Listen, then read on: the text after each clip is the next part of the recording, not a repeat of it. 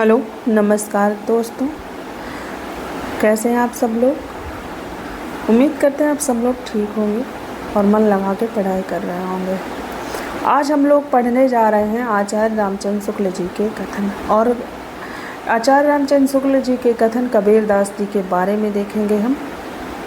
तो देखते हैं, पहला कथन है कि कबीर ने अपनी झाड़ फटकार के द्वारा हिंदुओं और मुसलमानों के कट्टरपन को दूर करने का जो प्रयास किया वह अधिकतर चिढ़ाने वाला सिद्ध हुआ, हृदय को स्पर्श करने वाला नहीं। कह रहे हैं कि कबीर ने अपनी झाड़ फटकार के द्वारा हिंदुओं और मुसलमानों के कट्टरपन को दूर करने का जो प्रयास किया वह अधिकतर चिढ़ाने वाला सिद्ध हुआ, हृदय को स्पर्श करने वाला नहीं। अगला क्या कह रहे हैं कि ज्ञान मार्ग की बातें कबीर ने हिंदू साधु सन्यासियों से ग्रहण की, जिसमें सूफियों के सत्संग से उन्होंने प्रेम तत्वों का मिश्रण किया।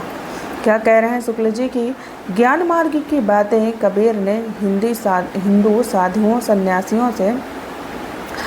सन्यासियों से ग्रहण की, जिसमें सूफियों के सत्संग से उन्होंने प्रेम तत्व को ग्रहण किया। अगला है कि कबीर पढ़े लिखे नहीं थे, पर उनकी प्रतिभा बड़ी प्रखर थी, जिससे उनके मुँह से बड़ी चुटीली और व्यंग चमत्कार पूर्ण बातें निकलती थी। यानी कह रहे हैं शुक्ल जी कि कबीर पढ़े लिखे नहीं थे, पर उनकी प्रतिभा बड़ी प्रखर थी, जिससे उनके मुँह से बड़ी चुटीली और व्यंग चमत्कार पूर्ण बातें निकलती थी। अगली है कबीर तथा अन्य निर्गुणपंथी संतों के द्वारा अंतः साधना में रागात्मिकता, भक्ति और ज्ञान का योग तो हुआ, पर कर्म की दशा वही रही जो नाथपंथियों में थी। क्या कह रहे हैं शुक्ल जी कि कबीर तथा अन्य निर्गुणपंथी संतों के द्वारा अंतः साधना में रागात्मिकता, भक्ति, ज्ञान का योग तो हुआ, पर कर्म की दिशा वही रही जो नाथपंथियों में के यहाँ थी। अगला है कि कबीर की भाषा सधुकड़ी अर्थात राजस्थानी पंजाबी मिली खड़ी बोली है। अब देखते हैं जो है तुलसीदास के बारे में कथन शुक्ल जी के। क्या कह रहे हैं कि जिस प्रकार रामचरितमानस का गान करने वाले भक्त कवियों में तुलसीदास का स्थान सर्वश्रेष्ठ है, उसी प्रकार कृष्ण चरित करने वाले भक्त कवियों में महात्मा सूरदास का वास्तव में ये हिंदी काव्य गगन के सूर्य और चंद्र हैं। क्या कह रहे हैं शुक्ल जी कि जिस प्रकार रामचरितमानस का गान करने वाले भक्त कवियों में तुलसीदास का स्थान सर्वश्रेष्ठ है, उसी प्रकार चरित गान करने वाले भक्त कवियों में महात्मा सूरदास का वास्तव में ये हिंदी काव्य गगन के सूर्य और चंद्र हैं। अगला है कि रामचरितमानस में तुलसी केवल कवि रूप में ही नहीं, उपदेशक के रूप में भी सामने आते हैं। शुक्ल जी कह रहे हैं कि रामचरितमानस में तुलसी केवल कवि रूप में नहीं, उपदेशक के रूप में भी सामने आते हैं। रामचरितमानस को लोगों के हृदय का हार कहा जाता है। क्या कह रहे हैं कि रामचरितमानस को लोगों के हृदय का हार कहा जाता है।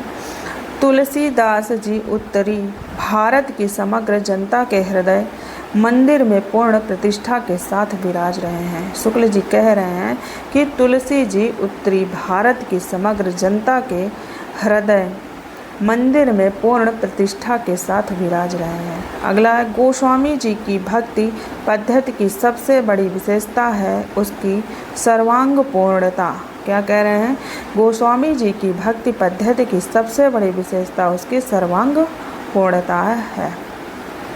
और अगला कथन है कि इनकी प्रतिभा रस भरी वाणी जैसे मंगल कारिणी मानी गई है, वैसे और किसी की नहीं।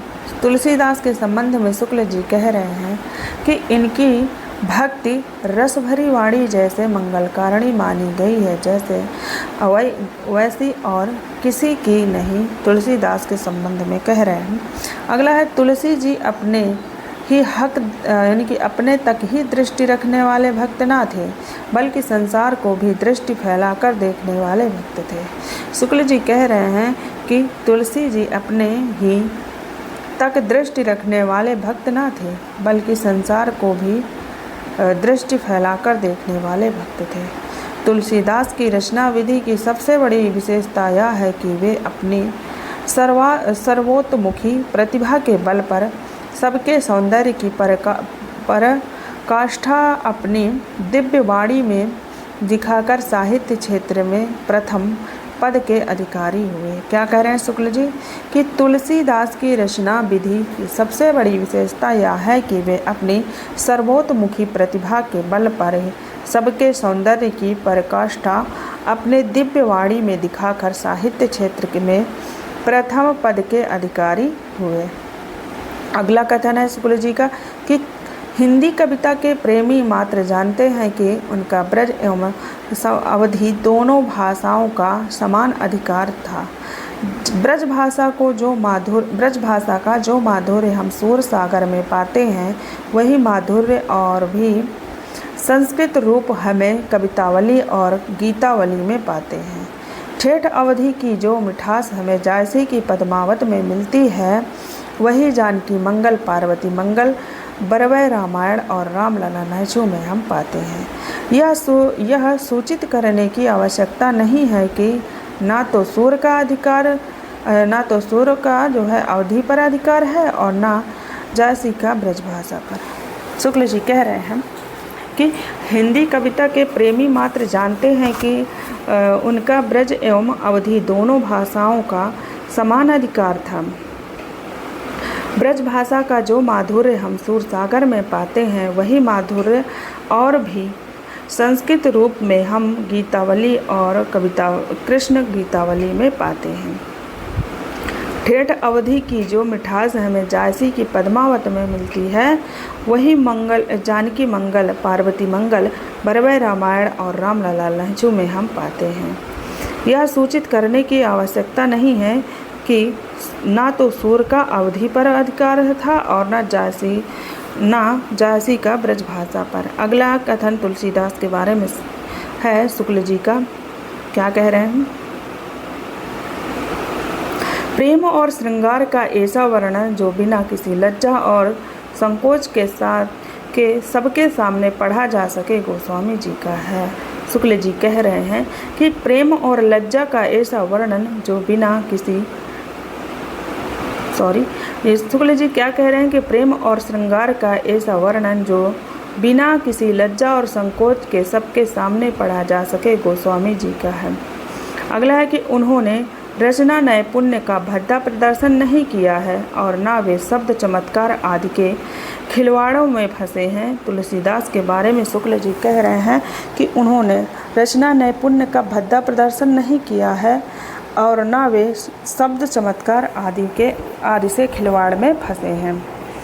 तुलसीदास के बारे में अगला है कि दोहावली के कुछ दोहों के अतिरिक्त और सर्वत्र भाषा का प्रयोग उन्होंने भावों और विचारों को स्पष्ट रूप से रखने के लिए किया है, कारीगरी दिखाने के लिए नहीं। उनकी इसी भाषा की सफाई और किसी कवि में नहीं मिलती। ये तुलसीदास की भाषा के संबंध में शुक्ल जी कह रहे हैं कि दोहावली के कुछ दोहे के अतिरिक्त और सर्वत्र भाषा का प्रयोग उन्होंने भावों और विचारों को स्पष्ट रूप से रखने के लिए किया है, कारीगरी दिखाने के लिए नहीं। उनकी सी भाषा की सफाई और किसी कवि में नहीं मिलती। तुलसीदास की भाषा के संबंध में शुक्ल जी कह रहे हैं। अगला, हम निसंकोच कह सकते हैं कि यह एक कवि ही हिंदी को प्रौढ़ साहित्यिक भाषा सिद्ध करने के लिए काफ़ी है। तुलसीदास के बारे में शुक्ल जी कह रहे हैं कि हम निसंकोच कह सकते हैं कि यह एक कवि ही हिंदी को प्रौढ़ साहित्यिक भाषा सिद्ध करने के लिए काफ़ी है।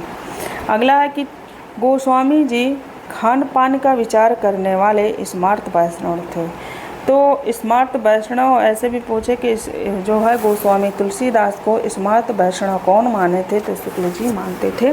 क्या कह रहे हैं शुक्ल जी कि गोस्वामी जी खान पान का विचार करने वाले स्मार्त वैष्णव थे।